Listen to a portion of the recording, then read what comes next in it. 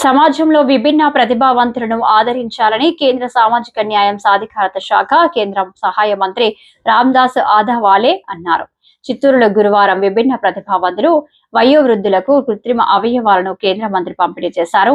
ఈ కార్యక్రమంలో జిల్లా ఇన్ఛార్జి మంత్రి రవాణా శాఖ మంత్రి మండిపల్లి రాంప్రసాద్ రెడ్డి, ఎంపీ దగ్గుమల్ల ప్రసాదరావు, ఎమ్మెల్యే గురజాల జగన్మోహన్, పుంగనూరు నియోజకవర్గ టీడీపీ ఇన్ఛార్జి చెల్ల రామచంద్రారెడ్డి పాల్గొన్నారు.